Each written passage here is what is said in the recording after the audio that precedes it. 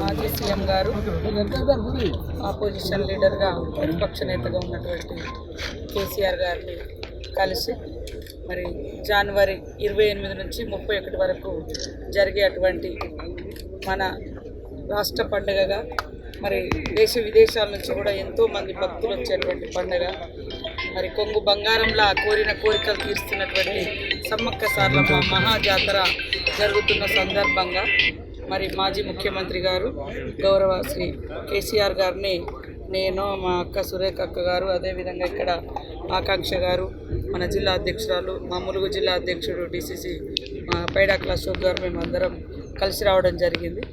వారు మొన్న అసెంబ్లీలో అందరు ఫ్లోర్ లీడర్లకు అదేవిధంగా ఎమ్మెల్యేస్కి అందరికి కూడా ఆహ్వానం పలకడం జరిగింది. కాబట్టి ఆ రోజు మరి మేము కేసీఆర్ గారి టైం అడగడంతో ఈరోజు వారు మాకు టైం ఇచ్చారు. ఆ టైం ప్రకారం ఇలాంటి రాజకీయ సంబంధాలు కాదు, ఇది ఒక ట్రెడిషన్, ఒక సాంప్రదాయబద్ధంగా నిర్వహించుకునేటువంటి జాతర.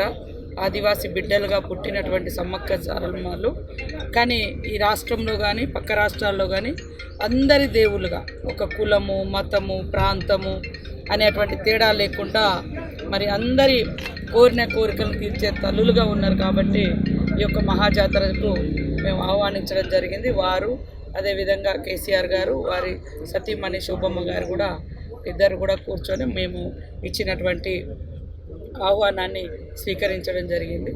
అదేవిధంగా పట్టు వస్త్రాలను కూడా మేము దేవుని తరపున వారికి అందించడం జరిగింది. వారు కూడా సంతోషంగా స్వీకరించి రిటర్న్ మాకు కూడా ఇద్దరికి చీరలు పెట్టడం జరిగింది. సంతోషం. ఇది రాజకీయాలు మాట్లాడుకునే టైం కాదు, రాజకీయ వేదిక కాదు. ఇది మన రాష్ట్రంలో 96లోనే సమ్మక్క సారలమ్మ జాతరను స్టేట్ ఫెస్టివల్గా ప్రకటించుకోవడం జరిగింది.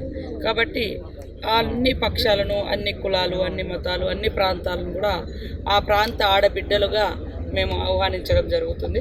కాబట్టి తప్పకుండా వారు కూడా రావాలని కోరినాం. వారు కూడా సానుకూలంగా స్పందించడం జరిగింది.